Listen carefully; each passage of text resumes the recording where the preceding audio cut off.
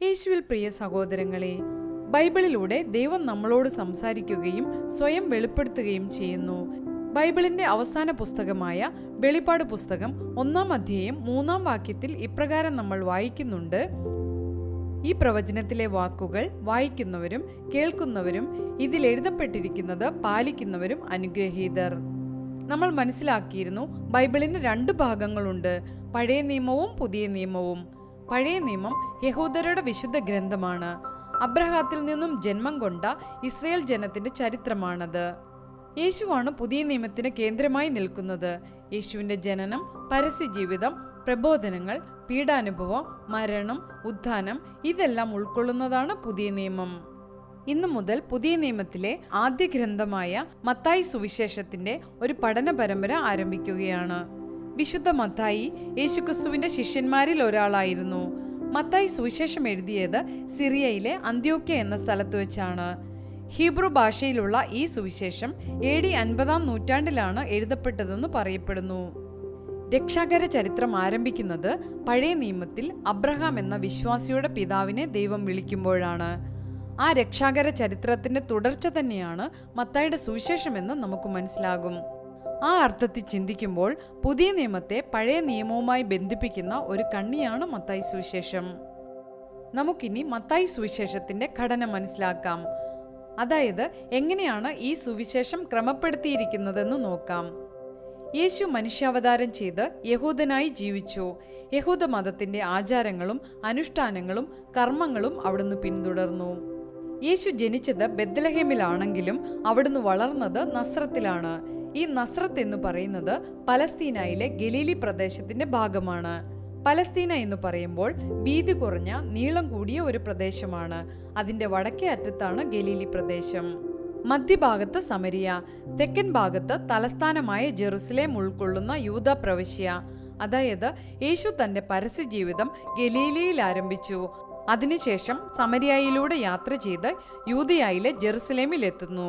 പിന്നീട് യേശു പ്രബോധനങ്ങളെല്ലാം അവസാനിപ്പിച്ച ശേഷം ശിഷ്യന്മാരോടൊത്ത് പെസഹ ആചരിച്ചു, അതായത് അന്ത്യത്താഴം.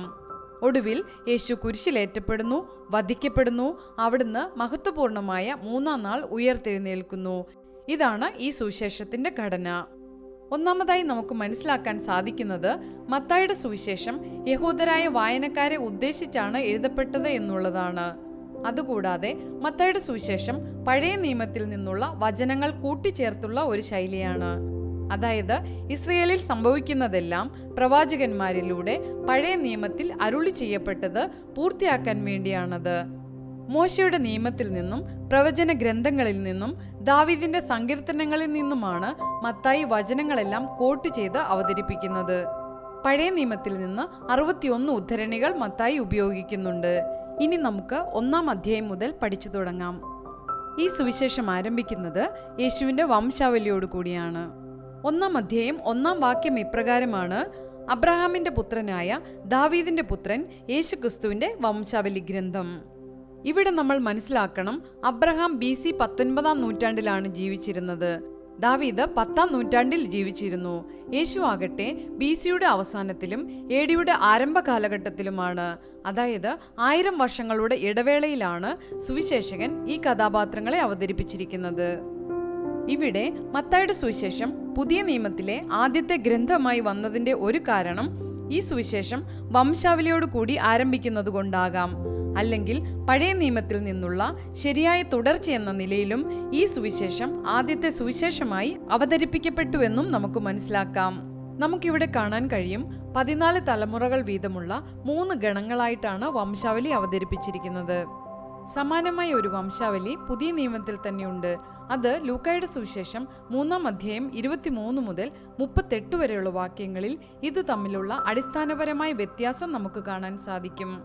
മത്തായിയുടെ സുവിശേഷത്തിലെ വംശാവലി 42 തലമുറകളുടെ ചരിത്രമാണ് പറയുന്നത്. അത് അബ്രഹാത്തിൽ നിന്ന് ആരംഭിച്ച് യേശുവിൽ അവസാനിക്കുന്നു. എന്നാൽ ലൂക്കാ സുവിശേഷത്തിൽ 56 തലമുറകളുടെ ചരിത്രം പറയുന്നു. കാരണം അത് യേശുക്രിസ്തുവിൽ ആരംഭിച്ച് ആദിമ മനുഷ്യനായ ആദത്തിൽ അവസാനിക്കുന്നു. ഇവിടെ മത്തായിയുടെ ലക്ഷ്യം ഇതാണ്: ജോസഫ് എന്ന പുരുഷനുമായി വിവാഹ നിശ്ചയം ചെയ്ത മറിയത്തിന്റെ മകനായി ചരിത്രത്തിൽ ഒരു നിർണായക നിമിഷത്തിൽ രംഗപ്രവേശനം ചെയ്യുന്ന വ്യക്തിയല്ല യേശു. മറിച്ച് ആദത്തിന്റെ കാലത്ത് വാഗ്ദാനം ചെയ്യപ്പെട്ട രക്ഷകൻ, ആ രക്ഷകനെക്കുറിച്ചുള്ള വാഗ്ദാനത്തിന്റെ പൂർത്തീകരണത്തിന് പൂർവ്വപിതാവായ അബ്രഹാത്തിൽ നിന്ന് ഇസഹാക്കിലൂടെ യാക്കോബിലൂടെ തുടരുന്ന സകല പിതാക്കന്മാരുടെയും ചരിത്രം പറയുന്നു. തുടർന്ന് ന്യായാധിപന്മാരുടെ ചരിത്രം, അതിനുശേഷം രാജാക്കന്മാരുടെ ചരിത്രം, അവിടെ നിന്ന് പ്രവാസകാലത്തിനു ശേഷവും തുടരുന്ന ദൈവത്തിന്റെ തിരഞ്ഞെടുക്കപ്പെട്ട മനുഷ്യരുടെ ചരിത്രം. ആ ചരിത്രത്തെയെല്ലാം അതിന്റെ സമ്പൂർണതയിലെത്തിക്കുന്ന ചരിത്ര പുരുഷനായി യേശുവിനെ അവതരിപ്പിക്കുക എന്നുള്ളതാണ് മത്തായിയുടെ ഈ വംശാവലി വിവരണത്തിന്റെ ലക്ഷ്യമെന്ന് നമുക്ക് മനസ്സിലാക്കാം. മറ്റൊരു കാര്യം എന്ന് പറയുന്നത്, വംശാവലിയിൽ പേര് പറയുന്ന എല്ലാ സ്ത്രീകളും നമ്മളെ അത്ഭുതപ്പെടുത്തുന്നുണ്ട്. അവരുടെ പേര് താമാർ, രാഹാബ്, റൂത്ത്, ബത്ശേബ. ഈ സ്ത്രീകളെക്കുറിച്ച് ബൈബിളിൽ പരിശോധിച്ചാൽ ഇവർ അത്ര നല്ല സ്വഭാവ ഗുണമോ സ്വഭാവ ശുദ്ധിയോ ഉള്ള സ്ത്രീകൾ അല്ലായിരുന്നുവെന്ന് നമുക്ക് മനസ്സിലാക്കാൻ സാധിക്കും. ഇനി ഇവിടെ പറഞ്ഞ സ്ത്രീകളെക്കുറിച്ച് നമുക്ക് നോക്കാം. ആദ്യം താമാർ. ഉൽപ്പത്തി പുസ്തകം 38-ാം അധ്യായത്തിലാണ് താമാറിനെ കുറിച്ച് പറയുന്നത്. യൂദായുടെ മൂത്ത മകന്റെ ഭാര്യയായിരുന്നു താമാർ.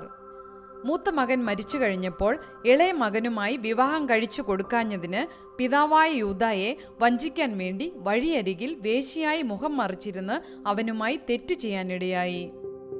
ഇനി റാഹാബ്. ജോഷുവയുടെ പുസ്തകം 2-ാം അധ്യായത്തിൽ റാഹാബിനെ കുറിച്ച് പറയുന്നുണ്ട്. ഈജിപ്തിന്റെ അടിമത്തത്തിൽ നിന്ന് മോചിതരായി വന്ന ഇസ്രയേൽ ജനം ജെറീക്കോ പട്ടണം പിടിച്ചടക്കുന്നതിനു മുൻപായി ജോഷുവ 2 ചാരന്മാരെ അങ്ങോട്ടേക്ക് അയക്കുന്നു. അവർ അവിടെ എത്തി ഒളിച്ചു താമസിച്ചത് ജെറീക്കോയിലെ നഗരവേശിയായ റാഹാബിന്റെ വീട്ടിലായിരുന്നു. അങ്ങനെ അവരെ സംരക്ഷിച്ചതുകൊണ്ട് ജെറീക്കോ പട്ടണം നശിപ്പിച്ചപ്പോൾ റാഹാബിനെയും കുടുംബത്തെയും കൊല്ലാതെ വിട്ടു. പിന്നീട് റാഹാബ് യഹൂദനായ ഒരാളെ കല്യാണം കഴിക്കുകയും ചെയ്തു. അങ്ങനെ ആ പരമ്പരയിൽ നിന്നുമാണ് യേശു ജനിക്കുന്നത്. അടുത്തത് റൂത്ത്. ഉൽപ്പത്തി പുസ്തകം 19-ാം അധ്യായത്തിൽ മോവാബ്യരെ കുറിച്ച് പറയുന്നുണ്ട്. മോവാബ്യരുടെ ചരിത്രം എന്ന് പറയുന്നത്, അബ്രഹാമിന്റെ സഹോദരപുത്രനായ ലോത്ത് വീഞ്ഞു കുടിച്ച് ബോധമില്ലാതെ സ്വന്തം പെൺമക്കളുമായി പാപം ചെയ്യാനിടയായി. അങ്ങനെ മൂത്ത മകൾ ഗർഭിണിയായി. അവളുടെ മകനാണ് മോവാബ്. ആ പരമ്പരയിൽ നിന്നും ഉദയം ചെയ്ത ജനതയാണ് മോവാബ്യർ. Ruth Moab വംശത്തിൽപ്പെട്ട സ്ത്രീയായിരുന്നു. അടുത്തത് ബത്ശേബ. സാമുവേലിന്റെ 2-ാം പുസ്തകം 11-ാം അധ്യായത്തിൽ ബത്ശേബയെക്കുറിച്ച് പറയുന്നുണ്ട്. അതീവ സുന്ദരിയായ ബത്ശേബ ഹിത്യനായ ഊറിയായുടെ ഭാര്യയായിരുന്നു. ദാവീദ് രാജാവ് ഊറിയായെ ചതിയിൽപ്പെടുത്തി കൊന്നിട്ട് സ്വന്തമാക്കിയതാണ് ബത്ശേബയെ. അവളുടെ മകനാണ് പിന്നീട് രാജാവായ സോളമൻ. ഇവരിൽ നിന്നെല്ലാം നമുക്ക് മനസ്സിലാക്കാൻ സാധിക്കും, രക്ഷകന്റെ വംശാവലിയിൽ ഇടം നേടാനുള്ള യോഗ്യത എന്ന് പറയുന്നത് യഹൂദന് മാത്രം അവകാശപ്പെട്ടതല്ല, വിജാതിയർക്കും അവിടെ സ്ഥാനമുണ്ടെന്നുള്ളതാണ്.